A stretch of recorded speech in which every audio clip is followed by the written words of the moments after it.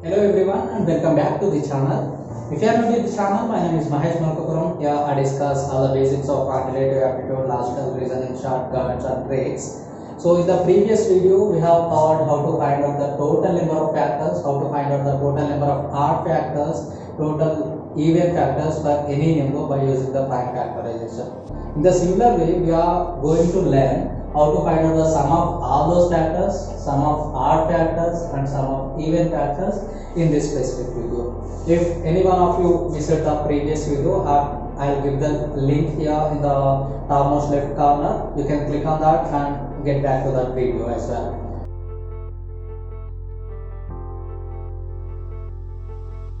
As we discussed in the previous video, this 24 can be written as 2 cube into 3, and the factors of this 24 are 1, 2, 3, 4, 6, 8, 12 and 23. Exactly there are 8 factors, and from those 8, these 2 are the odd factors, remaining 6 are the even factors.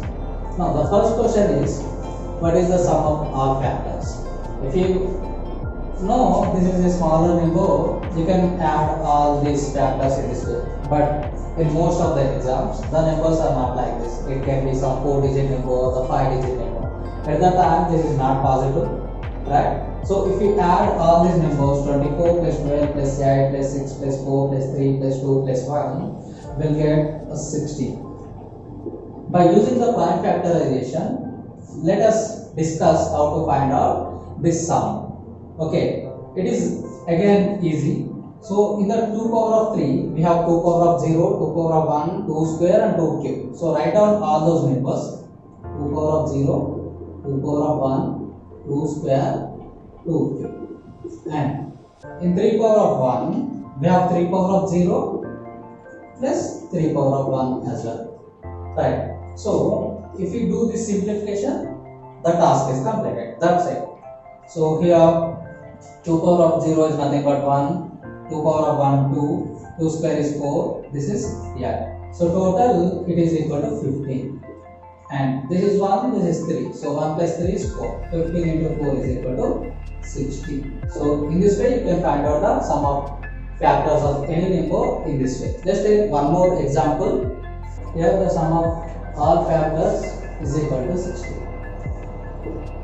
Right?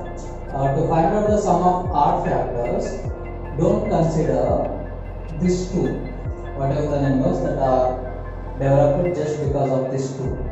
So eliminate this one, only write 3 power of 0 plus 3 power of 1. Write everything other than a 2. So after elimination of this 2, we have only 3 power of 0 plus 3 power of 1. So that is equal to 4. So sum of odd factors is equal to 4. If you look here, the odd factors are just 1 and 3, and sum of 1 plus 3 is also equal to 4. That's how we got a 4 by using this. And the last one is sum of even factors.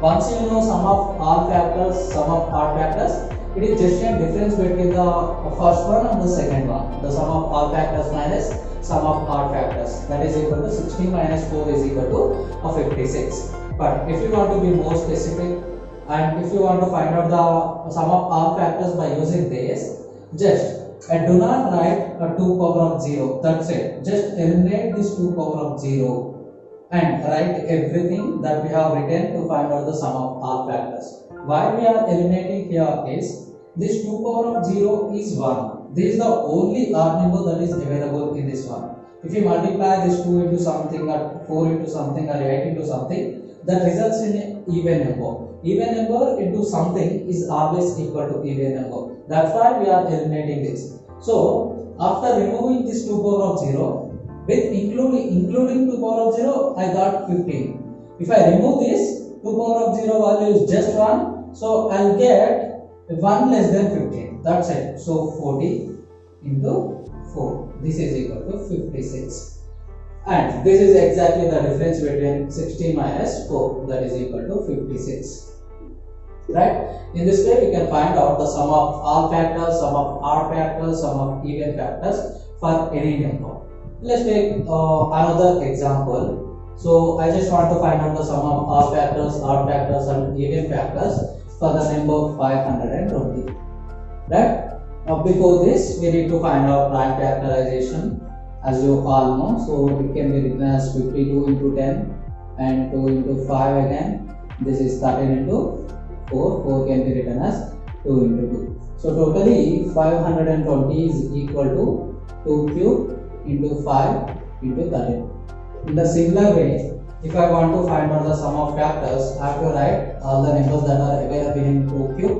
So I know that 2 power of 0, 2 power of 1, 2 square and 2 cube into, and here I will get only just 5 power of 0 and 5 power of 1. From the 13 I will get into 13 power of 0 and 13 power of 1. From the previous problem, this everything is equal to 15. So we can write down 15 and 5 plus 1 is equal to 6, and here 13 plus 1 is equal to 14. If you multiply this everything, you get the answer.